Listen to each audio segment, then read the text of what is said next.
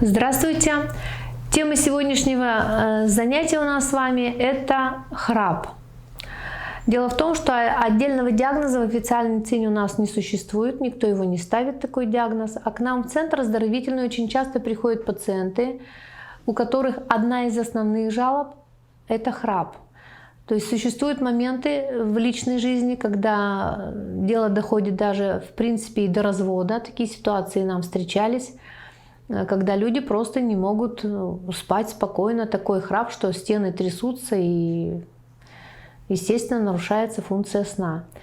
И здесь это небезопасно даже и для самого человека, который храпит, потому что что такое храп с точки зрения физиологии?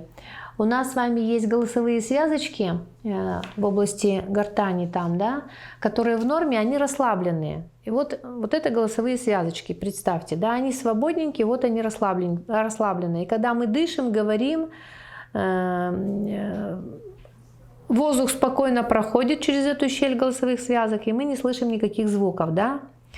Вот, когда эти связки напрягаются, вот я их напрягла, видите, напрягла, то щель закрылась, она стала маленькая, и тогда вот как мы свистим, когда рот открытый, свиста нет, а когда рот закрыли и воздух будет струей проходить, как в данной ситуации при напряжении голосовых связок, то через рот слышим свист, а здесь у нас будет слышен храп, сопение, храп. И вы скажете: Ольга Евгеньевна, каковы же причины, почему напрягаются эти голосовые связки? Существует какая-то причина. Естественно, мы начнем с внутренней причины с вами. Внутренняя причина напряжения голосовых связок – это недостаток работы печени.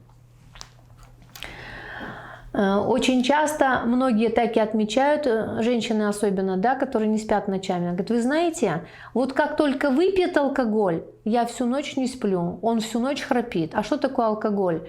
Алкоголь – это в первую очередь удар по печени. Это ядовитое вещество, это наркотический протоплазматический яд, который попадает в организм, и печень у нас берет, это самый первый орган, который берет, вот ее видно здесь, правая доля печени, левая доля печени, которая берет первый удар на себя при поступлении любых токсических веществ в организм, любых дистрессов, когда в организме свои яды вырабатываются, вредные вещества. Печень берет удар на себя. Естественно, если она в недостатке, то голосовые связки будут сразу напрягаться, человек будет храпеть. А когда, говорит, вот не пьет, тогда храпа нет. То есть вот мы рассмотрели с вами еще и с точки зрения внешних причин, то есть это вредные привычки являются причиной храпа, потому что нарушают работу печени, да, с точки зрения внутренней причины.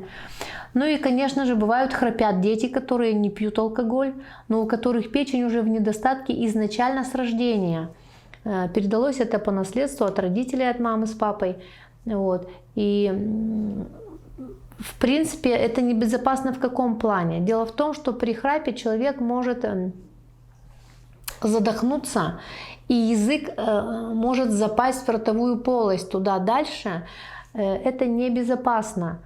Поэтому, во-первых. Во-вторых, когда человек храпит, у него нарушается поступление кислорода в организм, в легкие. Однозначно его становится меньше, и таким образом сам человек, который храпит, он тоже будет не высыпаться и будет находиться всегда в состоянии хронической гипоксии, то есть в состоянии недостатка кислорода. Будет беспокоить слабость, недомогание, быструю утомляемость. Возможно, это, конечно, не сразу будет проявляться, все будет зависеть от компенсаторных возможностей самого организма, от возраста, конечно же, человека, да, вот, от многих культур, которые он соблюдает или не соблюдает, насколько он может разгрузить свою печень и помочь, и от этого тоже будет все зависеть. И вот наша задача с вами, раз это является причиной, внутренняя причина — это печень, вы скажете: а как же тогда избавиться от храпа, да? С точки зрения бытовых моментов мы рассматриваем на наших вебинарах. Есть еще, конечно, и профессиональные, но это немножко позднее. И вот бытовым моментом избавления от храпа является в первую очередь это восстановление работы печени. Какие мероприятия человек дома сам может отнести? Ну, в первую очередь, конечно, исключить все вредные привычки. Во вторую очередь это питание. Исключить все кисломолочные, хлебобулочные, сахаросодержащие продукты. Ограничить прием белков животного происхождения. по возможности.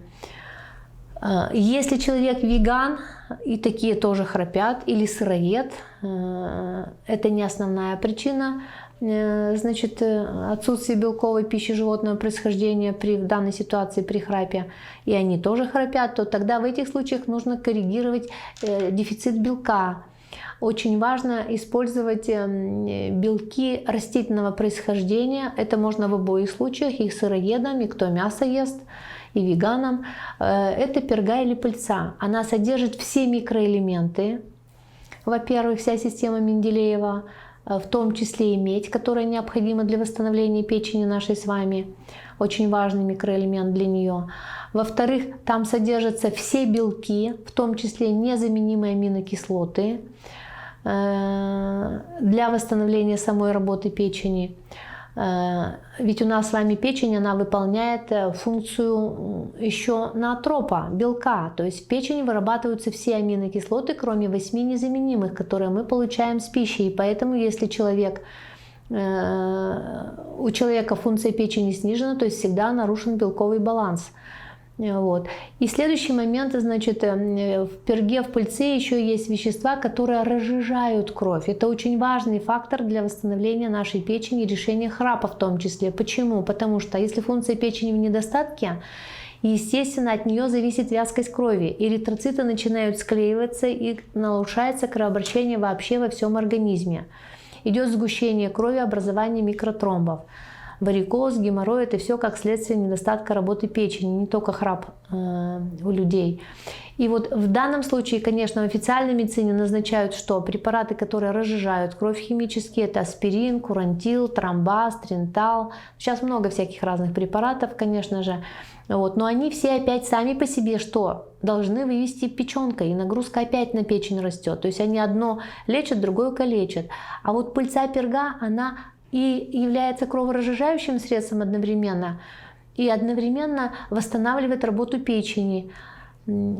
Сам по себе как продукт питания является, поэтому ее можно кушать регулярно, курсами по месяцу, примерно раз в квартал, может быть даже и почаще. Если это конкретно перга, то по чайной ложке 3 раза после еды, потому что это более кислый продукт, чем пыльца.